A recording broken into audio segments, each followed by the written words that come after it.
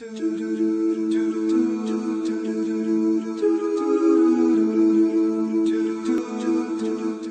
alaikum wa rahmatullahi ta'ala wa barakatuh. Welcome to another edition of It Takes Two with myself, Bilal Ali Hugh, and my co-host, Sister Ruby Soa. Assalamu alaikum. Alaikum salam, how are you? Alhamdulillah, and looking forward to today. And we're joined Alhamdulillah. by Sheikh Usama Al-Atar. Assalamu alaikum, Sheikh. Wa alaikum assalam wa rahmatullahi wa barakatuh. Thank you. Good It's a pleasure to be here with you again. Alhamdulillah, good to see you. I want to jump into the first scenario without any delay because this is a quite complex question. It needs It's a meaty one, okay. as always, our full attention, but you know, it's very deep. It reads, Dear It Takes Two, my wife is 10 years younger than me and we have been married for 3 years. Everything was going well, alhamdulillah, up until 6 months ago when she started comparing herself to other people her age. She is currently 28 years old. She spoke about missing out on experiences like wanting to travel and the world and experiencing life, whatever that means. Now she says she's not sure if she wants to be married. However, she doesn't want to leave, but she is questioning her faith and everything that goes with it. What should I do as she's turning into another person and I am worried I will lose her? The way she dresses has started changing and I would not be surprised if the hijab came off altogether soon. An anonymous brother from London. This is a very deep question. The fact that the sister is 10 years younger, I'm not sure how much that plays into the dynamic, but it's issues of faith, of modesty, of freedom. Where is the writer from, did they say? Say that Which again. part of the world is the writer from? From London. London. We don't know where their background, but it's London, it's a from Londoner London. I'm as just such. thinking east, west, where, okay. Inshallah. Oh, gosh. See, the reason why I asked where in the world did this letter come from is there's different cultural norms, etc. And I'm thinking in the West, we really do encourage self-exploration, finding yourself, question yourself. And I think you can get a lot of mixed signals, especially as a female, as to, you want to be religious, but then are you missing something if you don't question things because you're looking at other people your age who may not be married, and then you're thinking, well, the grass is always greener on the other side. Very rarely you'll get someone to say, who's non-Muslim, I might be partying all the time, but look at what I'm missing from life. They'll always sell it to you like the fantastic things about it. But I would encourage the brother to be patient because there is a significant age gap there. And it sounds to me 10 that... years? Yes, but it sounds 20, she's 28, correct? He's 38, yeah. 38, he's kind of set in his ways. 28, she's just starting to awaken and find out who she is in her 30s. And if she wants to continue with this lifestyle, psychology. I thought that's what a gap year was for, finding yourself, but anyway, yeah. I would recommend that he be patient with her and give her that time to explore, but of course, reel her in. But the problem is if you're going to come down like a ton of bricks, it's going to chase her away. So maybe talk to relatives, friends, cousins, and just really see, it might just be a phase, or she might just want some type of reaction. Sometimes we say things just to see if the other person's listening or not, and really that's not what we mean. Interesting. Sheikh, the sister wants to travel. She does, from what the brother's saying, say she's committed to the relationship, but he's still worried that he's going to lose her. I was wondering about the ability for women to travel, and I've heard different kind of explanations about in the past. Women traveling on their own, Muslim women traveling on their own is problematic or not problematic. What's the situation with that in particular? Okay, remember, we're trying to kind of hopefully strengthen the bond of the marriage and the relationship. So it's not a matter of her traveling alone. It's rather, you want them to spend time together so that they hopefully want to, travel together, understand each other. So my suggestion would be, if she really enjoys traveling, I would say maybe he needs to kind of invest time in actually taking time off work and traveling together. A couple weeks, 2-3 weeks, go, on a nice, maybe relaxing vacation. I'm not sure how often they do that. Maybe this individual The husband, maybe he's been busy with work, and it could be a reason that now after 3 years she kind of feels a vacuum. So again, I don't understand, I don't know the background and the dynamics of the situation. But if she enjoys traveling, I would, encourage the husband to maybe consider taking some time off, go on a trip, and it doesn't have to be an expensive, exotic trip. I mean, even if it's something that's within an hour or two away, but at least you get away from this kind of lifestyle. Discuss. You get away from the routine, the Monday. The routine, exactly, the Monday to Sunday kind of routine that you keep on working on. So get away. Possibly even, I would add, if he can take her for like ziyarat, on a ziyarat trip. So go on like on a spiritual journey. So you're not only traveling, but you're also traveling to a spiritual place. While you're there, try of course to strengthen the bond of the marriage. At the same time, I would also sit down with her, again, now that you're in a more relaxing mode, you're out of the routine, and discuss with her about the reasons. There's probably some cause here. I wouldn't, just think it came out of vacuum. What caused this to happen? Did she observe something from him? Did she see something online? Is it some social media thing? What's going on? So maybe try to explore to her, and hopefully, I'm hoping that she can open up to him and start talking to him. And so he once he understands the problem, then hopefully he can then address the solutions to it. Because the brother's also fearful about her. He mentions about her questioning her faith, and he's worried that the hijab is next, as if he's implying that she's going down a particular road. Questioning your faith is not automatically bad, because it may be that you come to good answers and a deeper insight, but it can be a scary time for family and people who are around a loved one who is going through that phase. And that's why I'm suggesting if they can go on a spiritual journey, go for Umrah, for example, go for Ziyarah, for example, and that spirituality hopefully will be kind of rekindled again, and ignited again. That spark would be reinitiated again, and then sit down and discuss with her, talk to her, and of course, being patient is very strongly advised here at this stage, but trying to kind of figure out ways of figuring out a solution as to what caused all this, understanding it. So travel together, take some time off, go in a holy place, spiritual place where you can sit down now, relax a little bit, and then hopefully try to understand the causes for what she's experiencing right now. Interesting. I think another issue is sometimes the people around you in your environment do influence you a lot. So if you're at work and you're used to being around people who aren't Muslim, who are always going out and telling you what a great time they're having, and oh, but you're so young to be married at 28. You need to surround yourself with people who are like yourself, who may be in the same situation, newlyweds. I think you said they were married for 3 years or something. Yeah, that's right.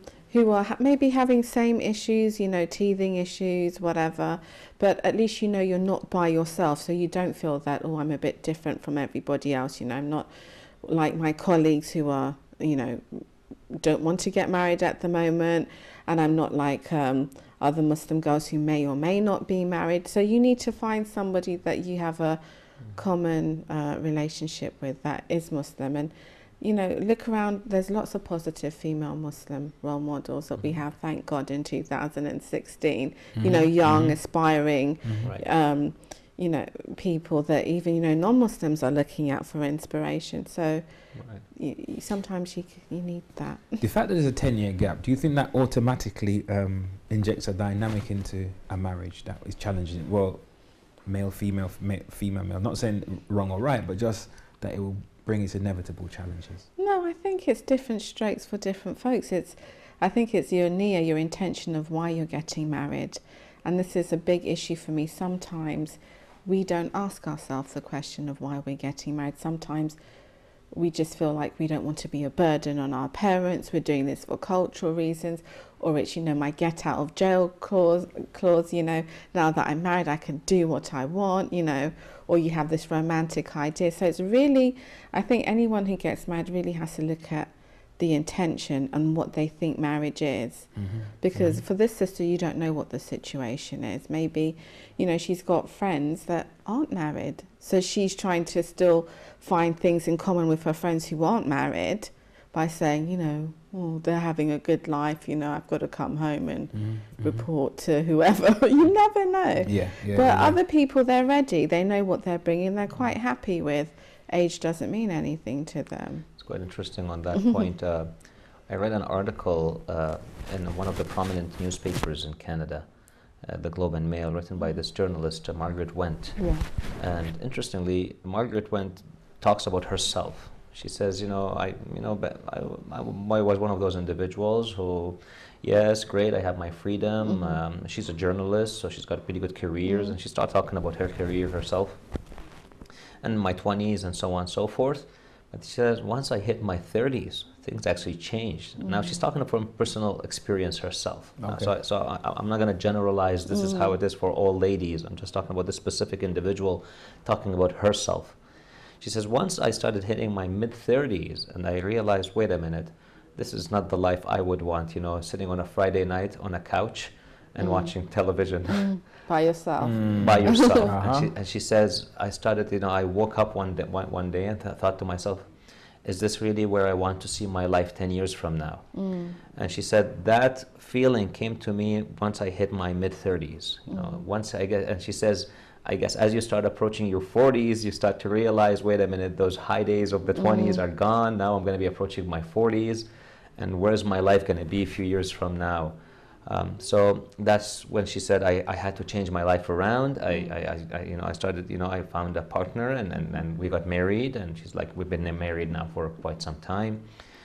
And she's like, I'm quite happy the way I am right now because at least I have someone to talk to instead of my cat. That's what she says.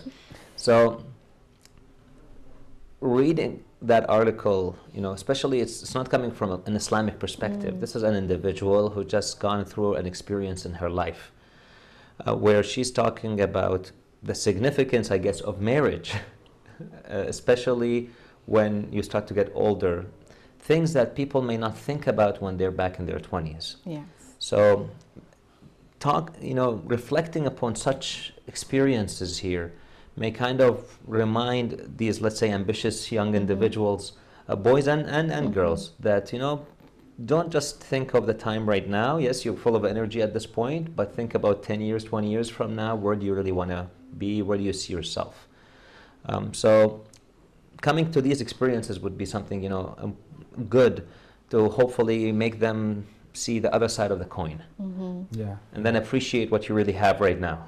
Alhamdulillah. So it's good though, like as you both mentioned, that they need to dialogue and ultimately they're best friends, right? So if they can do things together, if travel is a thing that the wife desires, and if they can do that together, it will only but enhance the marriage, inshallah. I'm going to move on to the next question only because of time, and this is from another viewer in the UK, and it reads, Dear ItTakes2, life has been really hard for my family. I have 4 children and a husband who is trying to provide for all of us. I am on my prayers and read Quran whenever I can, but I have a lot of jealousy in my heart.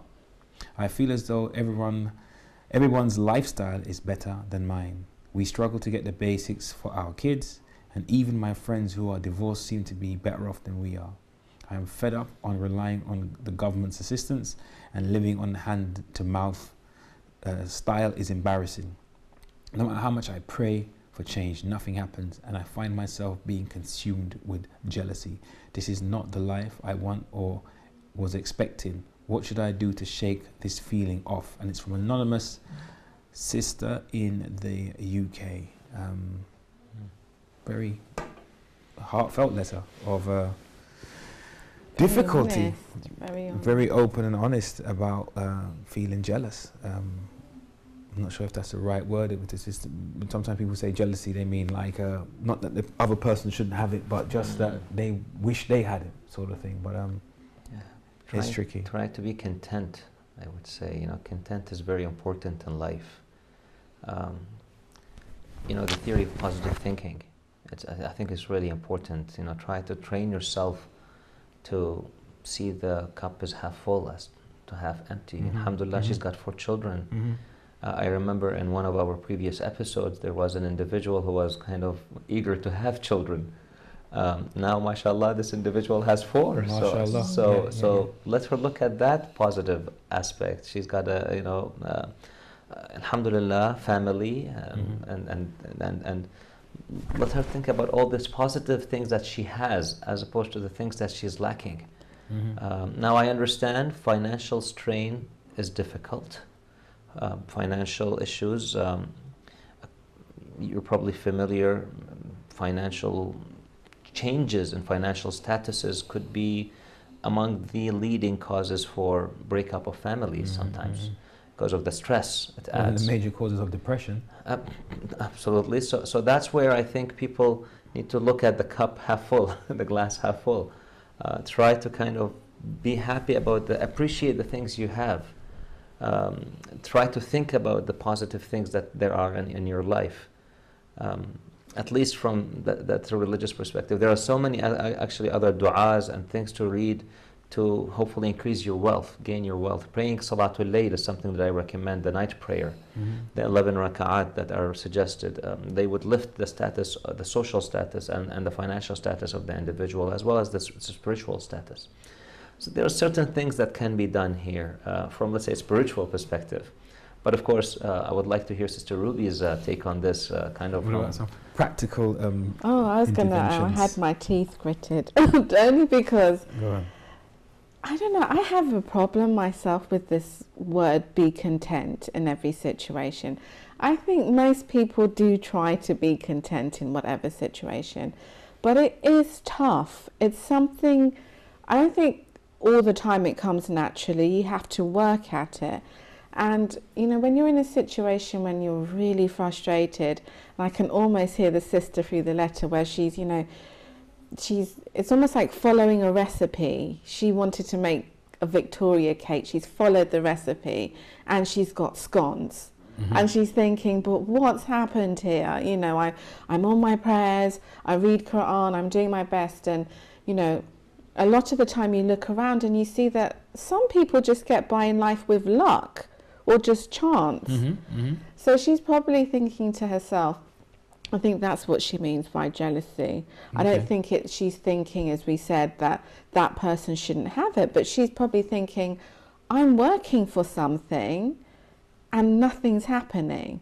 So it's almost like, when you tell your children, oh, look at on the TV, look at the starving children in Africa as you're having your dinner, and they're saying, well, I don't like peas. And you're like, but you've got to eat your peas. Look at them, they're starving. And then they're like, well, tell them to eat peas. And it's like, well, it's really difficult. And then you feel the shame and guilt of having this emotion, and you go inside and you don't discuss it. And that makes you feel even angrier. So my question, bouncing it back to the Sheikh, is could you give us something practical? Because sometimes when you read about, the what about reading a book on business or looking at being an entrepreneur? Because sometimes we have our own challenges in life. Like there's a saying I heard from a Sheikh once, and he said, if you're in a house and it's freezing cold, you might pray to Allah to keep you warm, but at least you got to close the window and then hope that the dua works, that you'll be kept warm. So maybe she needs to pray, but there may be some action she needs to take on an entrepreneurial level. Is the thing. I think to bring about, we live in a physical world and there's a metaphysical reality, but we need to sisters do physical are very things. Dynamic, they might be tired, but everything still gets done. We think ahead like A, B, C before we have to. So maybe she's tried that. I get from the letter she's exhausted and drained.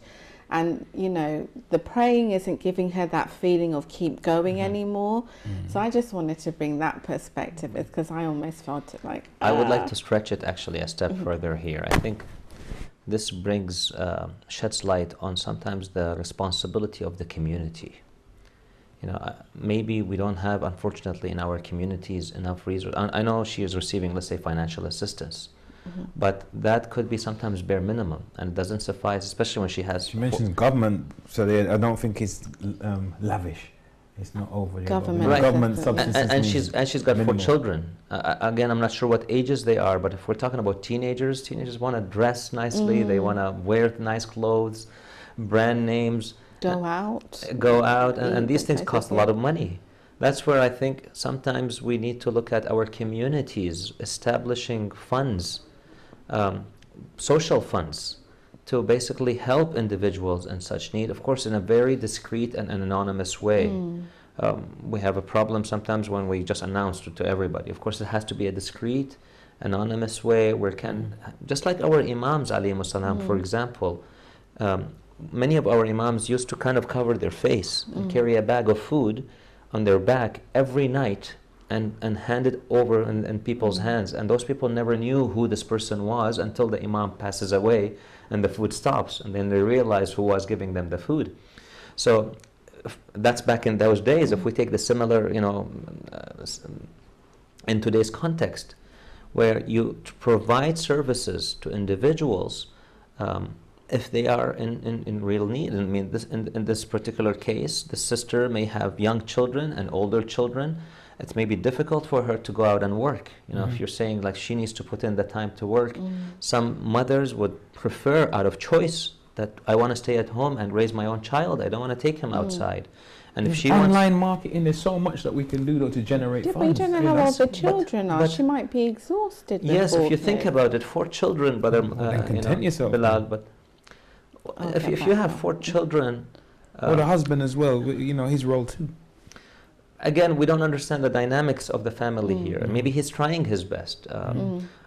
I'm not sure about the laws in the UK, but in Canada, sometimes you need to work 2 full-time jobs to basically, and if you're getting minimum wage, you barely making it. And if you got 4 children, especially if they're at diverse ages, let's say you have a 2-year-old who still needs diapers and all that stuff, and you got, let's say, a 15-year-old who needs to wear brand names and wants to go out and have fun.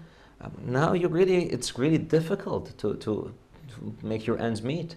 And this mother is already stretched out with 4 children, and the father could be getting maybe a job and whatever stress.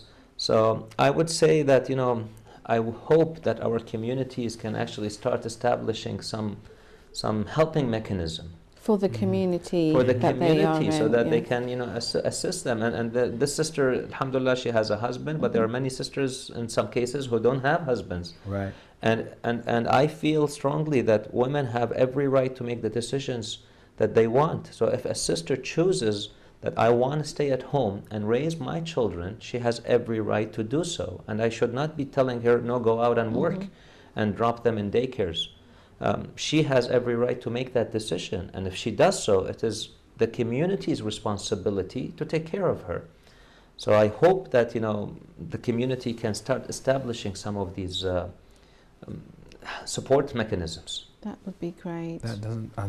that would be great. Only because of time. But appreciate that, Sheikh. Very, very interesting. Very interesting. If we can just see if we can just do justice to this last question, and it reads, "Dear ItTakes2, my husband always reminds me about all he does for my children who are from another marriage, which really upsets me because he has children from a previous marriage and I don't use them against him. He also always compares himself to my ex as if he is in a competition with him. I feel very insecure. Nothing I seem to do seems to be good enough, and I'm actually afraid he will leave me. To be honest with you, I would rather be by myself than deal with this anymore. What are my Islamic obligations? And is there anything I can do to get out of this situation?" It's quite sad that the sister has reached, it sounds like she's at the end of her tether and she just wants out, Shia. It's difficult, of course we don't want to tell them go out and end this, right? You want to sit down and discuss. So sometimes, I don't know if this venue is the right venue to address the problems, because you really want to have a comprehensive understanding of the situation.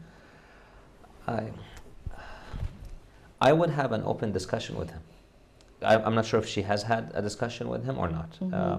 Sit down and be frank. This is how I'm feeling. And, transparency is very important in marriage. Communication is very important in marriage. And sometimes what I find, and I'm not surprised, that a husband and a wife would spend months not talking to each other.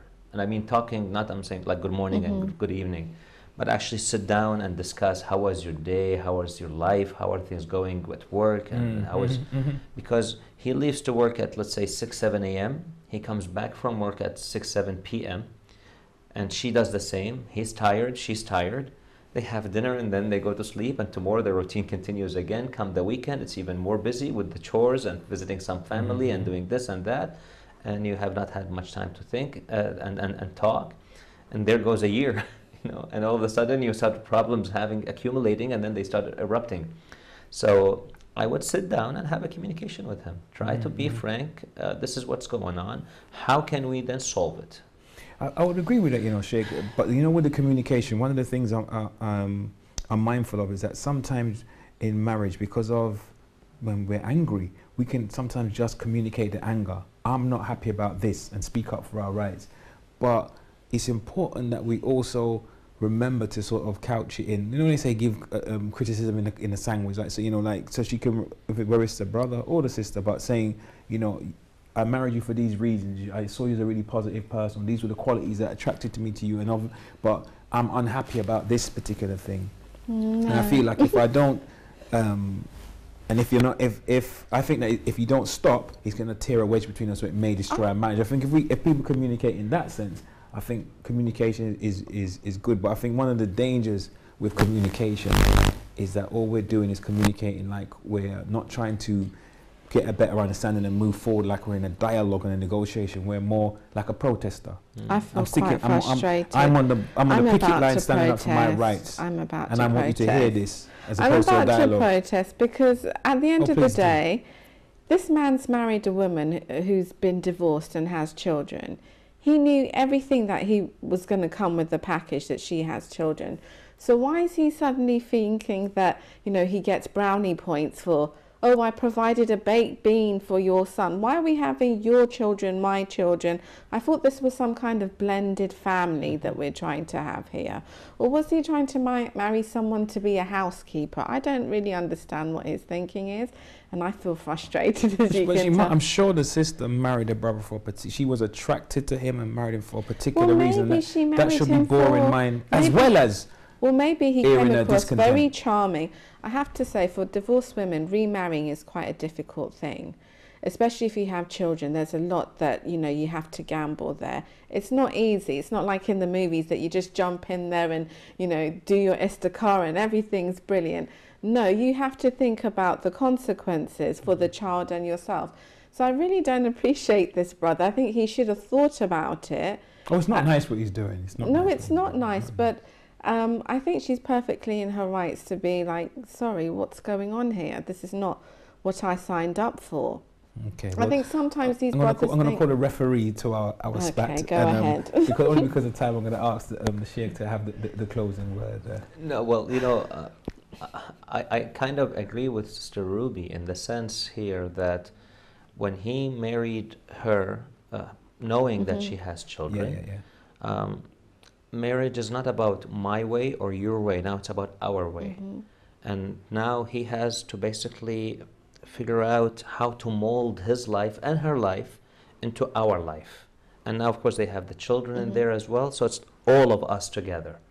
Yes, there are going to be challenges, but we need to kind of work together to overcome these challenges, because it's a family, right? That even I understand it's not maybe they're not his children, but they're family now. They're all together now.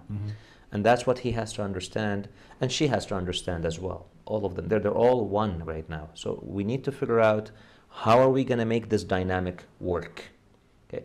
And he needs to understand this, and so does she. And that's where I'm saying the communication part is important. Sure.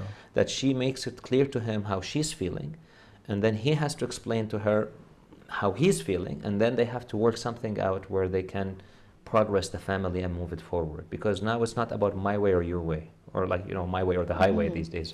It's about our way and moving together as a family. Alhamdulillah. Thank you so much, Sheikh. And thank you, Sister Ruby, as always. Jazakallah khair. And thank you for staying with us for the duration. And remember, as the words of the Sheikh, that it's about oneness. It takes two, but it's about oneness. Hope to see you next time. Until then, remember to stay safe. Assalamu alaikum wa rahmatullah ta'ala wa barakatuhu.